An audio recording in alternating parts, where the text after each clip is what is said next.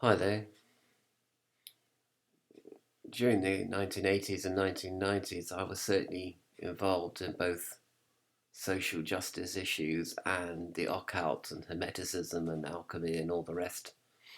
I saw it as a seamless garment, really, to care about my own development and the the welfare of other people and the welfare of the environment and the welfare of other sentient beings besides human beings. Um, I didn't think that there was a problem with looking at it all as a package. Um, and a lot of people, criticize Buddhism for being too introverted and selfish, was the word that some people use. But I think many Buddhists are involved with social issues and social justice issues and even politics of the Dalai Lama with regard to the illegal occupation of Tibet by China. And you've got all these sort of things going on. Obviously you've got Society of Friends with their hour-long collective contemplation of the Holy Spirit, and introverted approach to communing with the Holy Spirit. And yet, of course, they're also very concerned with social justice issues. So you have, and as one character in Angels and Demons movie says to another, says to the hero, my church cares for millions of people around the world.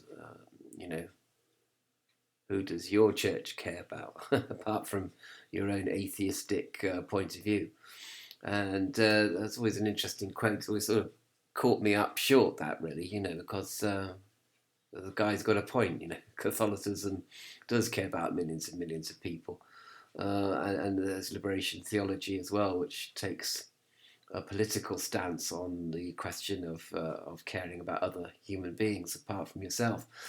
So it's possible that many religions find it completely possible to be withdrawn from this world at the same time as being active in this world and helping other people and taking a political stand on injustices and social inequality. And but I think Gnosticism is a little different because it has. I mean, I've coined various statements recently. Like I was thinking about the world and this world, the world of the demiurge, which is corrupting, corruptible, and corrupted. So either a group of people or a situation is corrupt, it has been corrupted, or they're corruptible, they're open to corruption, or they're corrupting, which is the sort of principalities of air, the corrupting influences, and sometimes just corrupting influences of money and power. And money corrupts, power corrupts, and absolute power corrupts absolutely. And then you've got things like, there's another phrase that comes to mind, which I've used recently, is that the demiurge finds the good in this dimension as tasty as the evil, and which I guess is a sort of, an extension of saying that the road to perdition is paved with good intentions, which I don't think is a biblical saying, but anyway, it's an interesting saying. And people, with good intentions, sometimes you can create more havoc than solutions. As history attests to that. But at the same time, as I said before, a lot of religions find it's possible to combine both introversion and extroversion, being aloof from society on one hand and yet involved in society on the other hand, individualistic and yet collective, and you can withdraw from the world in a collective way, or an individual ascetic way, or you can be involved in the world both as an individual and as a group. I think it's just that with Gnosticism, I think you have to be going with both eyes open, really. Be prepared to meet with the fact that that all action and all speech go into self-contradiction in the end, and that ethics and morality are incredibly complicated in this world, and that the power and the Lord of the Air, Prince of the Air, feeds off all action, basically. Whatever action you're involved in or whatever action you initiate, you are fodder for the demiurge on one level or another, despite your best intentions. But people then will then ask, well, where does the good begin and where does it end? I mean, are there commandments? Are there injunctions to be good, and to be of the good and to promote the good? Well, I mean, charity begins at home, so just in your own home circle. And in the Quran, I think it says, that a religious household is an orderly household, which is also ruled by compassion, and there isn't violence in the home. That if people are being spiritual, and you also get the thing about people stay together who pray together, families stay together who pray together, couples stay together who pray together, and there isn't argy-bargy in the home. There aren't, problems are solved through negotiation, dialogue, through understanding, knowledge, and through spiritual exercises of one sort or another, and through prayer, of course, and meditation. People who practice transcendental meditation have found that schools are more ordered, better disciplined, as a result of children knowing the techniques of meditation, for example. So you have all that side of things. Charity begins at home. You can also look to your neighbourhood, and as another sort of slogan, I suppose, which is think globally, act locally. And I think it's also a matter of numbers as well. I was thinking the other day about Glastonbury Festival, which is a very popular festival in England, Wiltshire in England, Somerset, Somerset in England. And Glastonbury started off in 1970, when literally a group of 1,000 hippies and alternative people met, and near the stones, near Stonehenge. And it was just a field that a farmer let them have for nothing, and he was a very alternative person, an organic farmer and everything. And they met there in 1970, and there was 1,000 of them, and 1,000 hippies in one place. And there were no fences, there were no security. It was a free festival, so you just turned up, and people shared food and accommodation, and and organised everything, and toilet facilities were on hand, and everything was organic and great and earthy and fun. And I was thinking, 1,000 is a good number, because in any population, apparently there's always 3% who have significant psychological issues, even bordering on psychopathy. So there's going to be 30 people out of those 1,000 who are going to have freakouts and bad trips and problems and jealousies and unresolved psychological issues, and they're going to be perhaps a bit disruptive or potentially disruptive. But you've got 960 people to deal with them. And when they are being dealt with, these 30 people, they're dealt with in a decentralized, personal way. And things and problems arise and get resolved quickly. And people could get on with the festival and enjoying themselves and all that. So it was just manageable. I mean, 30 people is like a class of children, and they're distributed over an area, and amongst a population of 1,000 people. So, it's not too bad. You can deal with that kind of thing.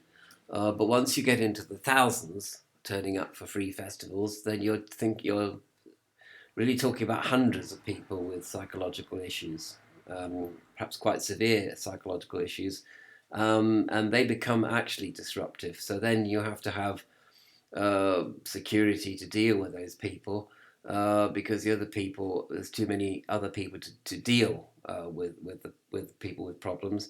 And then you have to have fences, and then you have to have charges, and you have to have public liability insurance, all of which you didn't need at the first Glastonbury Festival in 1970.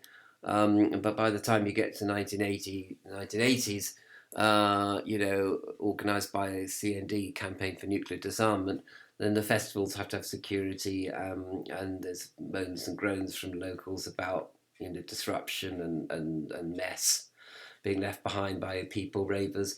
And then the whole rave culture, of course, in the 1980s and 90s, meant that over the years, over the decades, Glastonbury festivals become incredibly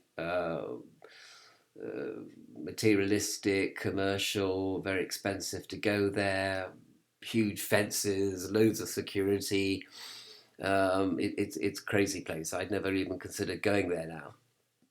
And and that's because you're dealing with thousands of people. So if you've got 3% of thousands of people, there's a lot of people with problems, a lot of people potentially who could be very disruptive and even violent and threatening, and etc. And you can't take any chances. So it seems, the moral of the story seems that numbers is a big thing. So you can organize bodies of people up to about 1,000, and then after that, well, Jesus, I suppose, fed the 5,000. So maybe 5,000 is the absolute limit. But there have to be 5,000 people who are really, really chilled, and really are of one mind, and really are perhaps already quite well socialized to begin with, and quite already brought up in quite a rigid social framework, religious framework of Judaism, for example. So you get 5,000 people who have quite a developed superego, as Freud would say, and who are basically, basically people are going to behave themselves, but there's still going to be that 3%. But as I say, probably the way to deal with the 3% who have problems is in a decentralized sort of personal way. But beyond that, when you get into thousands, and a movement of thousands of people, then you are talking about power plays, you're talking about jealousies, you're talking about factions, you're talking about fractured societies, and all the problems that history has acquainted us with. So I think that maybe that the world becomes worse or more corrupting the larger the number of human beings evolves. Maybe that's one of the ways. I mean, you could say the world is corrupt, but maybe it does depend on numbers, and maybe it does depend on socialization. So there could be quite a few factors that ameliorate the corruption of the world. So it's illogical and nonsensical to say the world is corrupt, full stop, like as a sort of all SRP kind of thing, all swans are white, because I think it possibly depends a great deal on circumstances. Actually, it's quite a very complex social subject, this, about how quickly a corrupt movement can become. And we mustn't forget, the 3 years or 5 years of the chapel movement in South Wales in England, in Wales, people were all of one mind. They were all teetotal. They were all well developed religious sense, spiritual sense, and the magistrate apparently used to hang up his gloves because he didn't have any cases to try. People didn't do anything wrong. It only lasted 3 to 5 years, but such was the religion was so, people was so spiritual and so caught up in the chapel movement in born again as Christians that they didn't want to commit crime. And of course, there was no drinking. And of course, alcohol is a major contributor to crime, as we know. And there was none of that going on. So, and no prostitution and other things that might be centres of crime. So, not to say that sex workers are into crime. I'm not saying that at all. I'm just saying that perhaps in the 19th century, crime was much more associated with sex work than it is now. I think so. I don't know whether this video actually answers the question about should Gnostics or Gnosticism be concerned with social justice. I seem to have suggested that, as I say, charity does start at home. And I think that, keeping it small and decentralized, if you're going to help people, is a good idea. As far as politics is concerned, that is a dirty business. But again, local politics might be more manageable than national politics, So you might be able to do more good on the local level than you can on the national level, or certainly on the more than you can on the international level, where everything becomes incredibly complicated. So, I don't know. I think obviously it's a matter of your own individual conscience, and perhaps it's also dependent on your on your psychology. If you have a very pessimistic view of the world, even to the point of it not really being very logical, then that's your view of the world, and you're going to be have nothing to do with the world, which kind of reflects your character. But if you're very extrovert and very concerned with other people's problems, then I suppose you're going to get involved. You're going to be more active in the world rather than withdrawn from it. So I suppose it comes back down to the psychological level, really.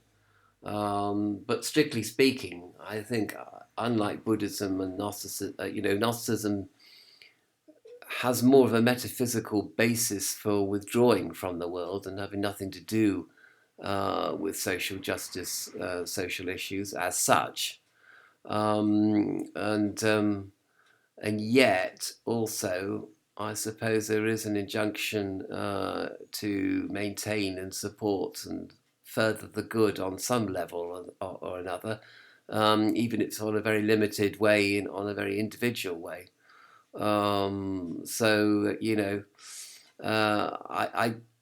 I think it's possibly going to have to be one of these answers that just says it's really, really up to your individual conscience and your individual character as to what degree you are going to be withdrawn from this world on the basis that this world is irredeemable, which strictly speaking it is irredeemable. And even if you're an Orthodox Christian, this world is irredeemable and is going to be destroyed eventually, and a new Jerusalem put in its place. So a new world created in the stead of this totally corrupt world. And even in Zoroastrianism, the world is recreated in beauty and strength. After the people have been purified by fire and Angra has been destroyed. So there again, how much is it worth bothering about this world if it really is going to go up in a sheet of flame eventually? I suppose basically there's not, you can imagine people being under the ancient Roman Empire. Nothing you can do about the Roman Empire, literally nothing you can do. And to do anything about it is to just invite certain death and horrors and persecution and crucifixion and everything. Not worth fighting the Romans. All you can really do is be a good person within yourself and good to your family and good to your people in your neighborhood, and really take no notice of the Roman Empire. and let them tramp around the countryside, doing what they like to do best, and you just keep your head down and maintain a certain dignity and certain goodness, despite the Romans.